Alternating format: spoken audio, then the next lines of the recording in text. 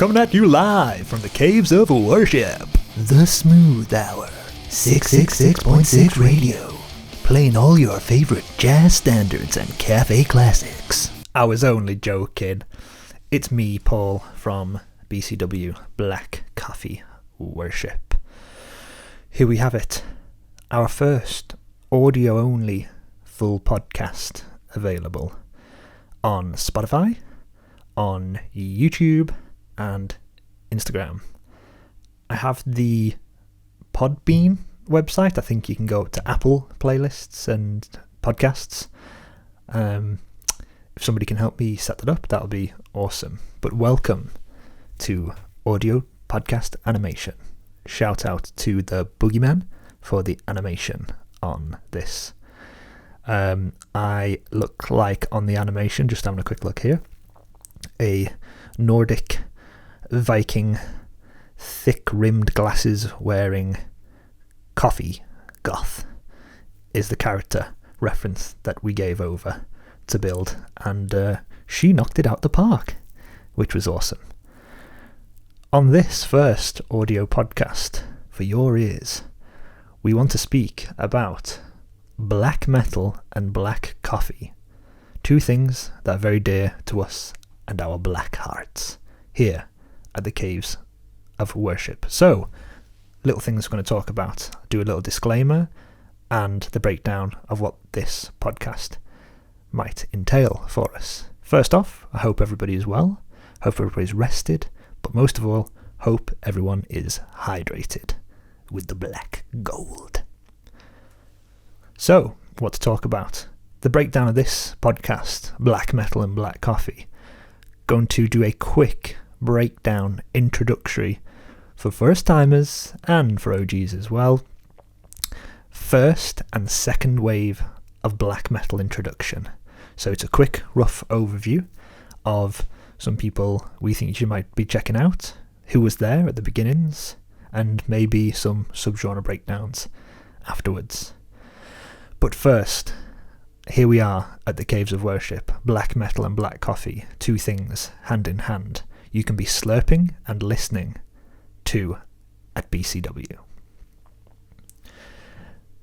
Disclaimer here, all jokes aside, is a disclaimer from BCW about black metal in general.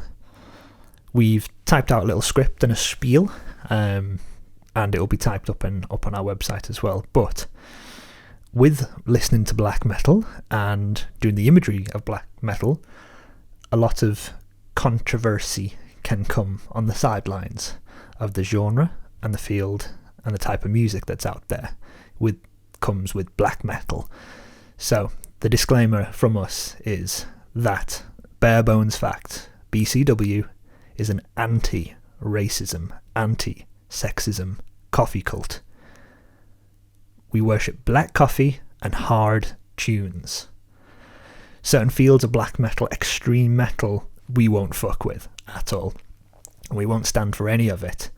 With that said, the black metal scene can and has been notified to links to neo-Nazism and racist undertones. This is something the BCW doesn't stand for or tolerate. We are in fact pro-anti-racism, anti-sexism, stance and push against these type of topics. We dig it for Hail Satan, Hail the Bean, that's all rad, but if any racism, sexism side of things that you're into, please stop listening, unfollow, unsubscribe. We are not bros. Music and coffee, I believe, is for everyone. Metal and dark arts is for everyone, so followers and producers of a black metal scene that are into that other type of field are not welcome at the Caves of Worship. In life in general, myself, don't take yourself too seriously. I always try and push on the lighter side of things. I'm not into purists in a certain sense of the word, and I lived life on a PMA and positive and creative outlook, and tried to be positive and creative where possible. Hence the Black Coffee Worship happy-go-lucky lucky guy cup t-shirt that we do for Mind charity. So that's the disclaimer BCW is an anti-racism and anti-sexism coffee cult. We won't stand for any of that. If you're into it, unfollow, unsubscribe. We are not bros at all. So, moving on now into the introductory of first and second wave black metal introduction for first timers and for some OGs as well. Oh yes, we are sipping the Goth and Berg blend on this Black Metal Black Coffee podcast episode. The Gothenburg blend is quite a new blend for BCW. It's our first Nordic true Scandinavian style coffee blend that we're pushing out at the moment. For you that don't know, there is a YouTube video podcast of an old episode put on a few weeks ago breaking down what is Scandi coffee and how we have attacked it, and the flavour notes and profiles available with the Goth and Berg blend here from the Caves of Worship. Go try a bag, let us know what you think, DM, email, contact, and see what you dig. The Scandi coffee, it's very different from most of our other coffees available at the moment. So, without further ado, a quick rough overview of black metal, where it came from, first wave, second wave, and a little current breakdown of what could be happening at the moment. So, first wave of black metal, for people that aren't arranged with the setup, is the first wave of black metal basically came out of the early 80s, hailing from an area of Newcastle in the UK with the band Venom. Also from Stockholm was Bathory, Copenhagen's Merciful Fate, and Switzerland's Hellhammer and Celtic Frost. The closest adaptation to these sort of first wave of black metal, I'd say, is a progression of speed and thrash metal, which was later labelled with black metal for the imagery and tones that people were using.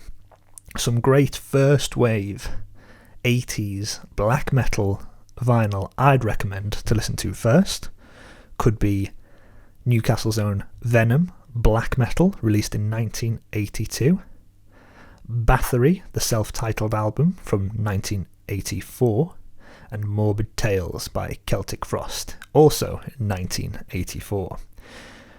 I hear speed thrash metal vibes from these most definitely.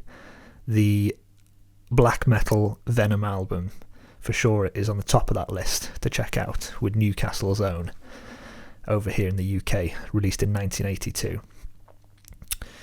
I'd highly recommend, with the Black Coffee Worship blends available, to drink the heavy blend whilst listening to these 80s black metal vinyls, Spotify records.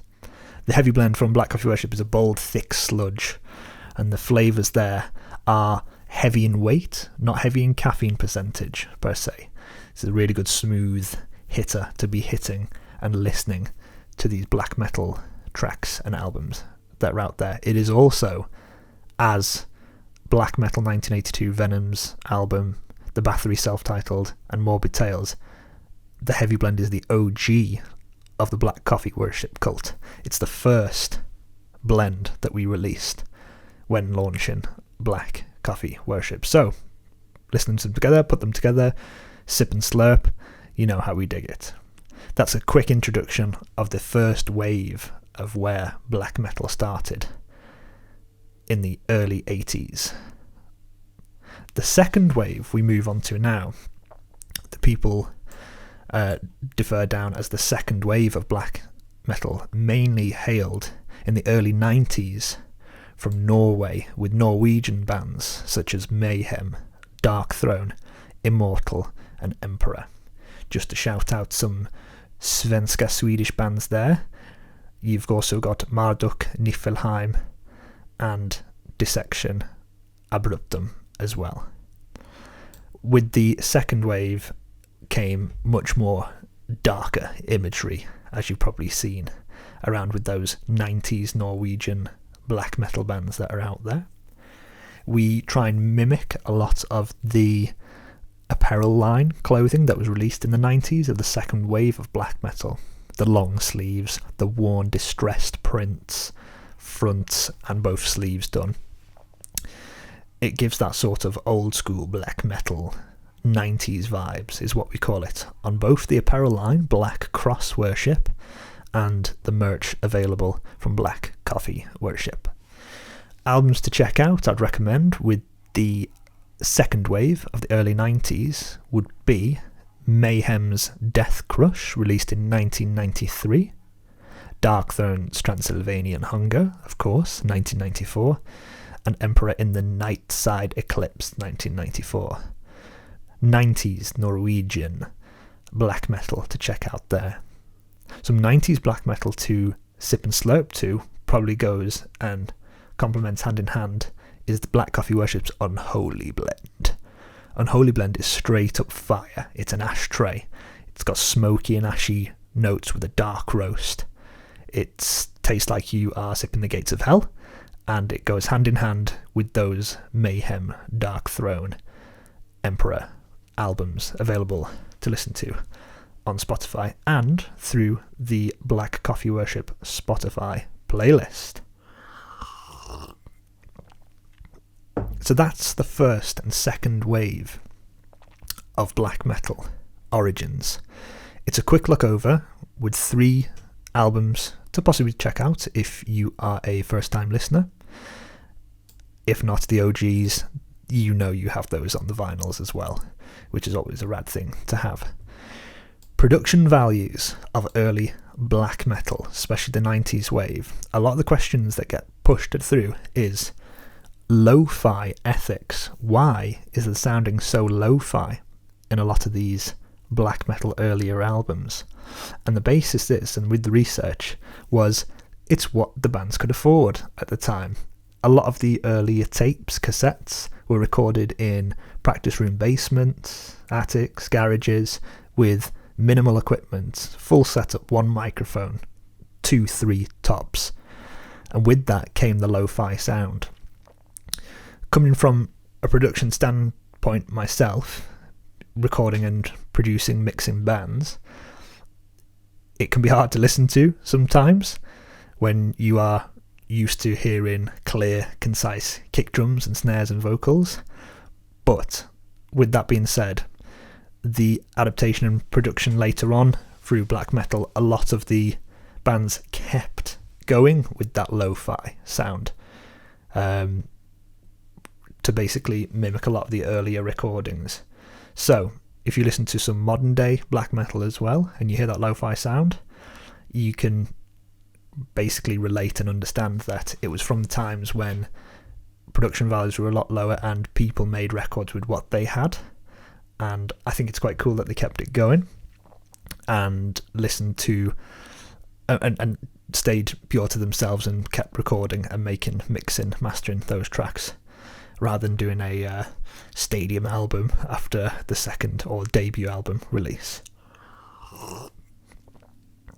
Imagery of black metal. So when you think black metal, you think corpse paint, upside down crosses, burning churches, these sort of imageries. This has always been the case with the earlier days as well, not just Mayhem Darkthrone. Venom's black metal has the huge satanic symbol, pentagram on the covers, and from that the imagery has stuck from there and has been an adaptation going through the years. It's only got darker and more impressive as far as the artwork confirms. At the Caves of Worship, Black Coffee Worship, as I mentioned before, we try and mimic a lot of the 90s black metal looking apparels with the distressed, weathered, worn prints available. And always to throw in upside down crosses, skulls, whited out eyes, and corpse paint. Whited out eyes and corpse paint. It's become really popular in modern day with even celebrities corpse painting themselves, and a lot of the times you could see a lot of old schooler black metal fans, as you would be, not become happy with celebrities' adaptation of getting into corpse paint and black metal. It's the old slogan when somebody walks down the street with the Metallica t-shirt and you ask them to play the 3 tracks from an album and they can't. I believe music and imagery and arts should be for everybody. Nobody should be discriminated. If you dig a t-shirt print, you wear a t-shirt print. If you dig an album, you dig it for yourself. I'm all about the riffs and the tunes and the artwork and the imagery. As I said in the disclaimer at the beginning, there's certain undertones of black metal that we do not relate to, and with that we will only listen and watch and view certain themes and fields. But everybody's welcome to come and listen and sip and slurp black coffee worship and listen to good black metal that is out there. So that brings us over to the post-second wave of black metal and today. Production and riffs has increased, we would say, with newer bands hitting up with more expensive studios and jumping in to new studios as well. Some notable references for modern day black metal probably would suggest would be Dimmu Borgir and Behemoth. There is a band I watched a live video of the KEXP live sessions from America called Pan American Native Front. Blown away with their live set there. Definitely check out Native American black metal, which sounds awesome in itself, and the themes and the imagery that they're using is something that's really standing out and pushing aside from a lot of the replicated bands that are out there at the moment. Speaking about subgenres and jumping through, I have recently became a diehard fan of the black gaze, shoegaze black metal band Death Heaven. I, in the last 3 months, have purchased all their vinyls and I'm listening to repeatedly.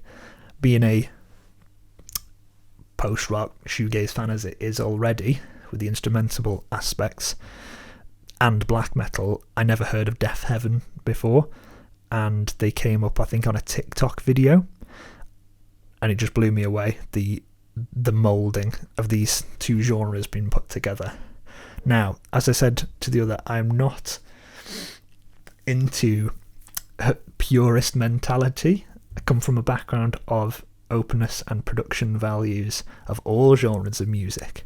So, being that said, every genre to me is welcome. I truly believe you should listen to music and view art with an open heart and open ears, eyes for first time. Listen to it as new. Give things 2-3 chances before shutting it out completely. I have spoken to some people before that only listen to the first Slayer album and nothing after and nothing else in general. I think that's very shorted and closed for people to be able to say and do that when you don't open yourself up for anything new that you might end up loving, as I do now with the band Death Heaven from San Francisco. Black metal and black coffee, sipping and slurping, hand in hand. That was the breakdown of the first and second wave. What blends to be drinking with those first and second waves, some subgenres, and the modern day black metal side that's happening at the moment. Black coffee worship, black cross worship here at the caves. At the end of the day, the bare bones is we worship the riff. We worship black gold. Music and coffee is for everyone, we truly believe. Where to buy great black metal vinyls and black coffee worship bags is from David at Black City Records in Bristol, 16 Trenchard Street, BS1 5AN. They are stocking the new Goth and Berg blend that we're sipping at the moment. They have beans and ground in 250 kg bags. You walk through the door, look on the right, and it's just on the bottom right hand corner there.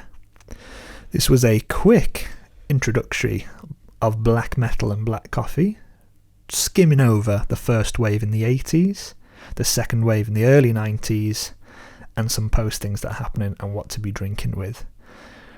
Hope everybody enjoyed it. Comment below if you want to hear some more and some new topics that you'd want for this audio animation podcast section that we're doing these days. You must stay rad, stay hydrated, look after each other, check in on your homies, book in a fika date with some people, drink good coffee, and remember to support your local caffeine dealers and listen to good music in general. Peace.